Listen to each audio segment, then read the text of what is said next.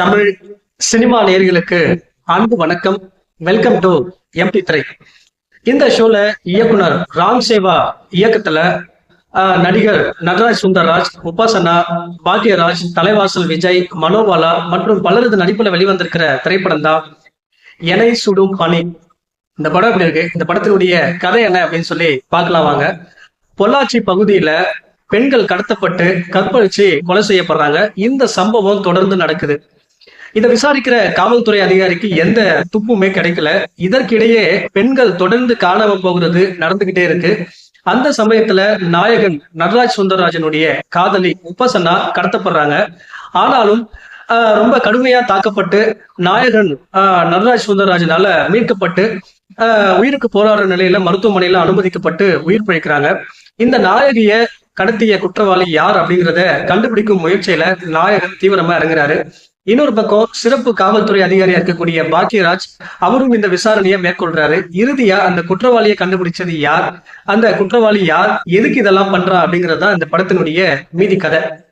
இந்த படத்தை பத்தி அலசணும் அப்படின்னா, இந்த படத்தை எழுதி இயக்கக்கூடிய ராம் சேவா உண்மை சம்பவத்தை மையமா வச்சு இந்த படத்தை எடுத்திருக்காரு.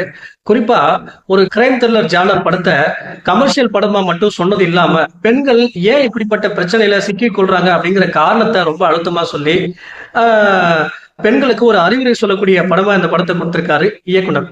இந்த படத்தினுடைய நாயகன் நடராஜ் சுந்தர்ராஜ் அறிமுக நடிகர் மாதிரி இல்லாம ரொம்ப இயல்பா நடிச்சிருக்காரு. குறிப்பா காதல், காமெடி, ஆக்ஷன் இது எல்லா காட்சிகள்லயுமே பாத்தீங்கன்னா ரொம்ப இயல்பா நடிச்சு ரசிகர்களுடைய மனசுல இடம்பெற்றிருக்காரு. அதே போல இந்த படத்தினுடைய நாயகி உபாசனா இந்த திரைக்கதையில முக்கிய பங்கு வகிச்சிருக்காங்க. தனக்கு கொடுக்கப்பட்ட வேலையை ரொம்ப சிறப்பா பண்ணி ரொம்ப சிறப்பாவே நடிச்சிருக்காங்க அப்படின்னு தான் சொல்லணும்.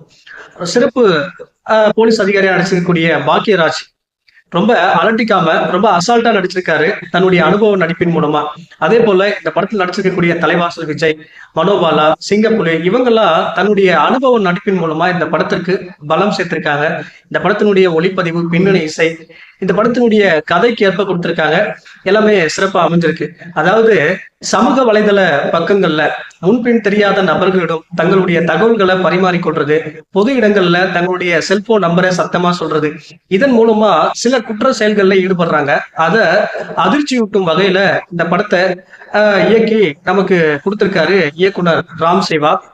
அது மட்டும் இல்லாம பெண்களுக்கு ஒரு அறிவுரை சொல்லக்கூடிய படமாவும் கொடுத்திருக்காரு. குறிப்பா இந்த படத்துல கொலை, கற்பழிப்பு போன்ற காட்சிகள் எல்லாம் முக்கியத்துவப்படுத்தியிருந்தாலும் அதை முகம் சுழிக்கிற வகையில கொடுக்காம ரொம்ப நேர்மையா படமாக்கியிருக்காரு. குறிப்பா அனைத்து தரப்பினரும் பார்த்து ரசிக்கும்படியா இந்த படத்தை கொடுத்திருக்காரு இயக்குனர். ஒரு கிரைம் த்ரில்லர் ஜானர்ல ரொம்ப ஒரு அழுத்தமான மெசேஜை மக்களுக்கு பதிவு பண்ணியிருக்காரு. குறிப்பா இந்த எனை சுடும் பனி அனைத்து பெண்களும் பார்க்க வேண்டிய ஒரு திரைப்படம். இந்த படத்துக்கு நான் கொடுக்குற ரேட்டிங் 5/3. அடுத்த வசனத்துல சந்திக்கிறேன். நன்றி, வணக்கம்.